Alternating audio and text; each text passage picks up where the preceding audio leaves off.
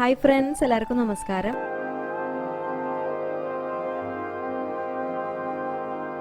During sexual intercourse, about 300 million sperm enter the vagina. ഒരു സ്ത്രീയും പുരുഷനും സെക്ഷൽ ഇന്റർകോഴ്സ് നടത്തുമ്പോൾ 300 മില്യൺ പുരുഷ ബീജങ്ങൾ സ്ത്രീയുടെ വജൈനയിൽ എത്തിപ്പെടുന്നു.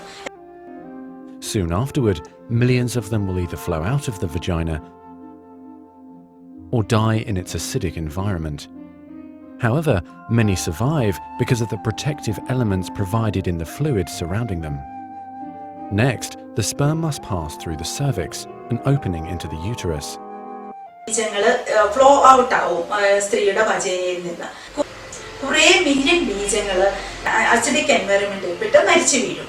പിന്നെ കുറേ എണ്ണങ്ങൾ രക്ഷപ്പെടും. അതെന്ന് വെച്ചിട്ടുണ്ടെങ്കിൽ നമുക്ക് ഒരു പ്രൊട്ടക്റ്റീവ് എലമെന്റ് ഉണ്ട് നമ്മുടെ ഈ ഒരു പുരുഷ ബീജത്തിന്റെ ചുറ്റുമുള്ള ഫ്ലൂയിഡിൽ. അപ്പൊ ഇങ്ങനെ രക്ഷപ്പെട്ട ഈ ഒരു പുരുഷ ബീജങ്ങളുടെ അടുത്ത സ്റ്റെപ്പ് എന്ന് പറയുന്നത് അവ സെർവിക്സ് ലക്ഷ്യമാക്കി മൂവ് ചെയ്യുക എന്നുള്ളതാണ്. സെർവിക്സ് എന്ന് പറയുമ്പോൾ ഗർഭപാത്രത്തിന്റെ കവാടമാണ്. Usually it remains tightly closed, but here the cervix is open for a few days while the woman ovulates. The sperm swim through the cervical mucus, which is thinned to a more watery consistency for easier passage. Once inside the cervix, the sperm continues swimming toward the uterus, though millions will die trying to make it through the mucus. Some sperm remain behind, caught in the folds of the cervix, but they may later continue the journey as a backup to the first group. Usually ഈ ഒരു ഗർഭപാത്രത്തിന്റെ കവാടവാതിൽ എപ്പോഴും tightly close ആയിരിക്കും. എന്നാൽ ഒരു menses period കഴിഞ്ഞിട്ടുള്ള ovulation ടൈമിൽ എപ്പോഴും ഇത് സ്ലൈറ്റ്ലി ഓപ്പൺ ആയിരിക്കും. അപ്പം ഈ വജൈന എത്തിപ്പെട്ട പുരുഷ ബീജങ്ങൾ സെർവിക്സ് ലക്ഷ്യമാക്കി നീന്തി മുന്നോട്ടേക്ക് പോകും. അവയ്ക്ക് ഗർഭപാത്രം ലക്ഷ്യമാക്കി മുന്നോട്ട് തന്നെ നീങ്ങണം. അപ്പൊ ഇതിന്റെ ഇടയിൽ മില്യൺ ബീജങ്ങൾ മരിച്ചു വീണുകൊണ്ടേയിരിക്കും. പിന്നെ സെർവിക്സിന്റെ മടക്കുകളിലും ഇടുക്കുകളിലും ഒക്കെ പെട്ട് കുറെ മില്യൺ ബീജങ്ങൾ വീണ്ടും മരിച്ചു പോകും. Inside the uterus, muscular uterine contractions assist the sperm on their journey toward the egg. However, resident cells from the woman's immune system, mistaking the sperm for foreign invaders, destroy thousands more.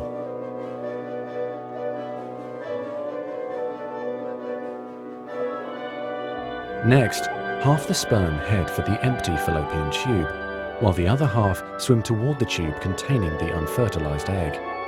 Now, only a few thousand remain. ഗർഭപാത്രത്തിന്റെ ഉള്ളിൽ ഒരു muscular uterine contraction ഉണ്ട്. അതായത് മസിലിന്റെ ഒരു contraction. അത് ശരിക്കും പറഞ്ഞാൽ ഈ ബീജങ്ങളെ help ചെയ്യും മുന്നോട്ടേക്ക് പോകാൻ വേണ്ടിയിട്ട്. അപ്പൊ ഈ ബീജത്തിന്റെ ഒക്കെ ഒരു ലക്ഷ്യം എന്ന് പറയുന്നത് അണ്ഡത്തിന്റെ അടുത്ത് എത്തുക എന്നതാണ്. അപ്പം ഇതിനിടയ്ക്ക് ഒരുപാട് ബീജങ്ങൾ ഓരോരോ സാഹചര്യത്തിലും ഡെഡ് ആയിക്കൊണ്ടേയിരിക്കും. ഈ യൂട്രസിൽ എത്തിക്കഴിഞ്ഞാൽ ഈ ബീജങ്ങൾ കുറെ ഫെലോപ്പിൻ ട്യൂബ്, അതായത് അണ്ഡവാഹിനിക്കുഴലിനെ ലക്ഷ്യമാക്കി മുന്നോട്ട് നീങ്ങും. അവിടെയുള്ള അണ്ഡത്തിലേക്ക് എത്തുക എന്നുള്ളതാണ് ഈ ഒരു ബീജത്തിന്റെ ലക്ഷ്യം.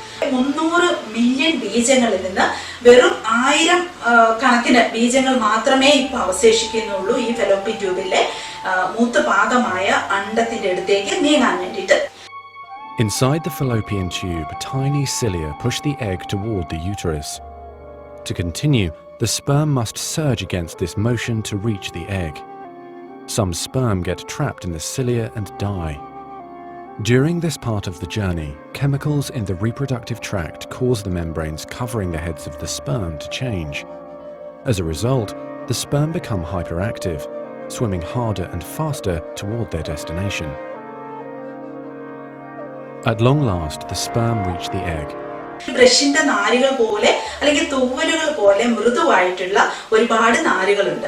ഈ നാരുകളുടെ ചലനങ്ങളിൽ പെട്ട് ഈ അണ്ഡം മുന്നേറ്റേക്ക് നീങ്ങാനായിട്ട് റെഡി ആയിട്ട് നിൽപ്പുണ്ടാവും. അപ്പൊ ഈ ഒരു സീലിയ എന്ന് പറഞ്ഞല്ലോ, നാരുകൾ പോലെയുള്ള ഈ ടൈനിയ സീലിയയുടെ ഇടയിൽ പെട്ടുപോകുന്ന ബീജങ്ങൾക്ക് ഇവയുടെ ചലനങ്ങളെയും കൂടി എതിർത്ത് തോൽപ്പിച്ചിട്ട് വേണം ഈ അണ്ഡത്തിന്റെ അടുത്തേക്ക് എത്താൻ. അപ്പം അവിടെയും രക്ഷയില്ലാതെ കുറെ ബീജങ്ങൾ ആ പ്ലേസിൽ വെച്ച് മരിച്ചു വീഴും. അപ്പൊ ഈ യാത്രയിൽ റിപ്രൊഡക്റ്റീവ് ട്രാക്റ്റിലുണ്ടാകുന്ന ചില കെമിക്കൽസ് ഈ ബീജങ്ങളുടെ തലഭാഗത്തുള്ള ആവരണങ്ങളിൽ ചില ചേഞ്ചസ് ഒക്കെ വരുത്തുന്നു. അപ്പൊ അവയ്ക്ക് കൂടുതൽ ശക്തിയോടെ നീന്തി കൂടുതൽ ആക്റ്റീവ് ആകുകയാണ് ചെയ്യുന്നത്. നീന്തി ഈ അണ്ഡത്തിന്റെ അടുത്തേക്ക് എത്താനുള്ള ഒരു ടെൻഡൻസി ഉണ്ടാകുന്നു. അതായത് ബീജങ്ങളപ്പം ഈ ഒരു ആവരണത്തിലുണ്ടാകുന്ന കെമിക്കൽ ചേഞ്ചസ് കാരണം ബീജങ്ങൾ കൂടുതൽ ഹൈപ്പർ ആക്റ്റീവ് ആവുകയാണ് ചെയ്യുന്നത്.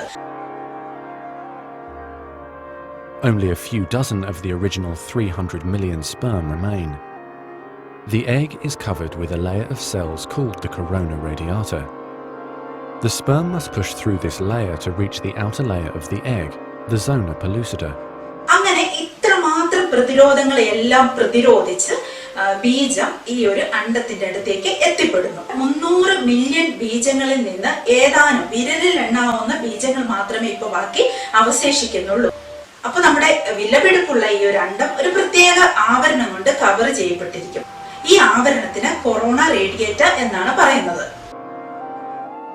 When sperm reach the zona pellucida, they attach to specialized sperm receptors on the surface, which triggers their acrosomes to release digestive enzymes, enabling the sperm to burrow into the layer.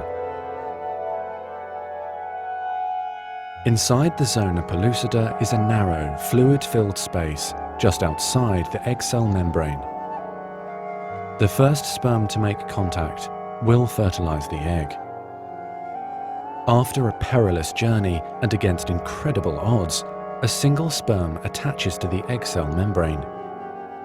Within a few minutes, their outer membranes fuse and the egg pulls the sperm inside.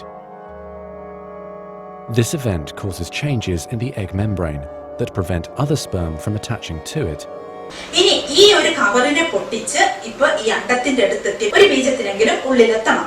ഈ corona റേഡിയേറ്റ എന്ന് പറയുന്ന ഈ ഒരു ആവരണത്തെ പൊട്ടിച്ച് ഈ ബീജം ഉള്ളിൽ കിടന്നാല് സോണ പെല്ലുസിഡ എന്ന് പറയുന്ന ഈ ഒരു അണ്ഡത്തിന്റെ പുറം പാളിക്കുള്ളിൽ ഈ ബീജത്തിന് എത്തണം.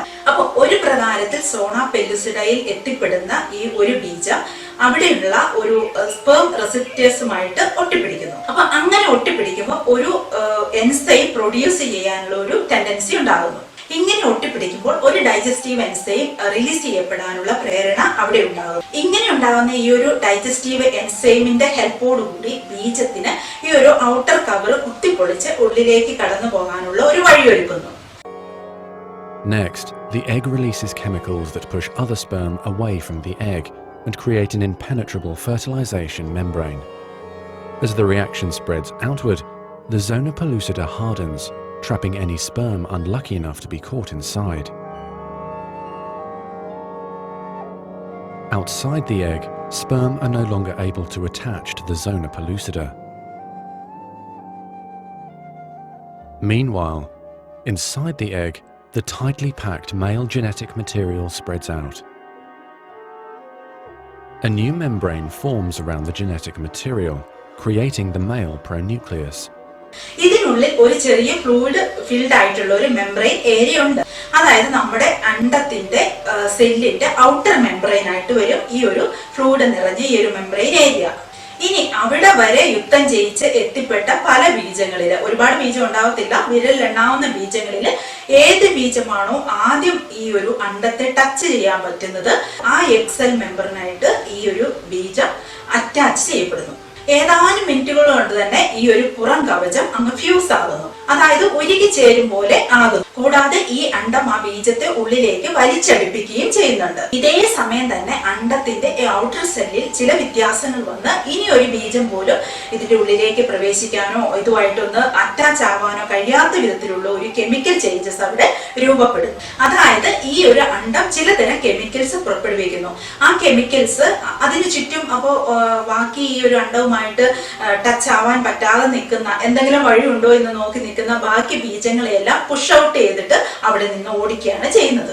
അതായത് ഇംപെനിട്രബിൾ ആയിട്ടുള്ള ഒരു മെംബ്രെയിൻ അതിന് ചുറ്റും ഒരു കവചം പോലെ സൃഷ്ടിക്കപ്പെടുന്നു. സോണ പെല്ലുസിഡ എന്ന് പറഞ്ഞാൽ അത് കുറച്ചും കൂടിയൊക്കെ ഒന്ന് ഹാർഡ് ആകുന്നു. ഇനി വേറെ ഒരു ബീജത്തിന് പോലും ഈ സോണ പെല്ലുസിഡ എന്ന് പറയുന്ന ഈ ഒരു ഔട്ടർ കവറിങ്ങിൽ ഇനി ഒട്ടിപ്പിടിക്കാൻ പറ്റാത്ത വിധത്തിൽ. Inside, the genetic material reforms into 23 chromosomes. The female genetic material, awakened by the fusion of the sperm with the egg, finishes dividing, resulting in the female pronucleus, which also contains 23 chromosomes. As the male and female pronuclei form, spiderweb-like threads, called microtubules, pull them toward each other. ഇതൊക്കെ ഔട്ട്സൈഡിൽ നടക്കുന്ന കൂട്ടത്തിൽ തന്നെ ഇൻസൈഡിൽ നടക്കുന്ന process എന്ന് വെച്ചിട്ടുണ്ടെങ്കിൽ tightly packed ആയ male genetic material spread out ആകുകയും ചെയ്യും. മാത്രമല്ല ഒരു ന്യൂ ലെയർ ഫോം ചെയ്യുകയും ചെയ്യും. ഈ ന്യൂ മെംബ്രെയിൻ ആണ് അതായത് മെയിൽ പ്രോന്യൂക്ലിയസ് എന്നറിയപ്പെടുന്നത്. അപ്പൊ ഇതിന്റെ ഉള്ളിൽ ഈ ജനറ്റിക് മെറ്റീരിയൽ 23 ക്രോമസോമായിട്ട് റീഅറേഞ്ച് ചെയ്യപ്പെടും. അപ്പൊ അണ്ടത്തിലുള്ള ഈ ഒരു ഫീമെയിൽ ജനറ്റിക് മെറ്റീരിയൽ 23 ക്രോമസോമായിട്ട് റീഅറേഞ്ച് ചെയ്യപ്പെടും. എന്നിട്ട് ഈ മെയിൽ ആൻഡ് ഫീമെയിൽ പ്രോന്യൂക്ലിയസ് ചെറിയ നാരുകൾ പോലെ, അതായത് ഒരു ഇട്ടുകാലി പോലെ തിരിഞ്ഞ് അറേഞ്ച് ചെയ്യപ്പെടുകയാണ് ചെയ്യുന്നത്. ഇപ്പൊ ഇതിനെ മൈക്രോട്യൂബ്യൂൾസ് എന്നാണ് വിളിക്കുന്നത്. The two sets of chromosomes join together, completing the process of fertilization. At this moment, a unique genetic code arises, instantly determining gender, hair color, eye color, and hundreds of other characteristics. This new single cell, the zygote, is the beginning of a new human being. And now the cilia in the fallopian tube gently sweep the zygote toward the uterus, where he or she will implant in the rich uterine lining, growing and maturing for the next 9 months until ready for birth. അപ്പൊ ഈ രണ്ട് set ക്രോമസോമുകൾ ഒന്നിച്ച് fuse ആകുമ്പോഴാണ് ശരിക്കും പറഞ്ഞാൽ fertilisation എന്ന പ്രക്രിയ നടക്കുന്നത്. അതായത് ബീജസങ്കലനം എന്ന് നിങ്ങൾ കേട്ടിട്ടില്ലേ, അതാണ് ഈ ഫെർട്ടിലൈസേഷൻ എന്ന് പറയുന്ന ഈ ഒരു പ്രക്രിയ ഫെലോപ്പിയൻ ട്യൂബിൽ വെച്ച് നടക്കുന്നത്. ഈ നിമിഷമാണ് പുതിയ ഒരു സൃഷ്ടി ജനിക്കപ്പെടുന്നത്. അതായത് പുതിയ ഒരു ജനറ്റിക് കോഡ് എറൈസ് ചെയ്യപ്പെടുകയാണ് ചെയ്യുന്നത്. ഈ നിമിഷമാണ് കുട്ടി ആണോ പെണ്ണോ, അതുപോലെ ഏത് കളറ്, ഏത് തരത്തിലുള്ള മുടി, അങ്ങനെ 100 മുതൽ 1000 കണക്കിന് പ്രത്യേകതകൾ, ഓരോ പുതിയ ജീവനിലുള്ള പ്രത്യേകതകളെല്ലാം തീരുമാനിക്കപ്പെടുന്നത് ഈ നിമിഷമാണ്. ഒരു വ്യക്തിയെ പോലെ ഇന്ന് വരെ ലോകത്തിൽ അതേ രീതിക്കുള്ള ജനറ്റിക് പ്രത്യേകതകളുള്ള വേറെ ഒരു വ്യക്തി ഉണ്ടായിട്ടില്ല. ഈ ഒരു നിമിഷത്തിലാണ് ഓരോ വ്യക്തിയുടെയും സെപ്പറേറ്റ് ആയിട്ട് യുണീക്ക് ആയിട്ടുള്ള പ്രത്യേകതകളും തീരുമാനിക്കപ്പെടുന്നത്. സൈഗോട്ട് എന്ന് വിളിക്കുന്ന ഈ ഒരു സിംഗിൾ സെല്ലാണ് പുതിയൊരു ജീവന്റെ പിറവിയായിട്ട് വരുന്നത്.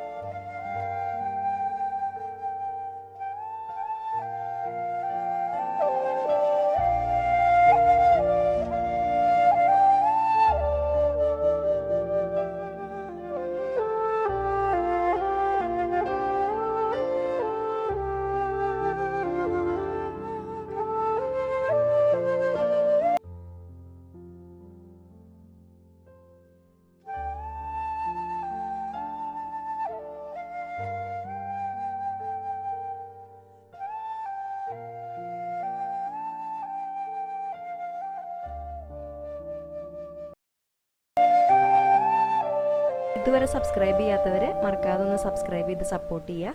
സബ്സ്ക്രൈബ് ചെയ്യുമ്പോൾ തൊട്ടടുത്ത് ഒരു ബെല്ലൈക്കൺ ഉണ്ട്, അത് മറക്കാതെ ക്ലിക്ക് ചെയ്യണം. അപ്പോഴാണ് പുതിയ വീഡിയോസിൻ്റെ നോട്ടിഫിക്കേഷനൊക്കെ നിങ്ങൾക്ക് കറക്റ്റായിട്ട് കിട്ടുള്ളൂ.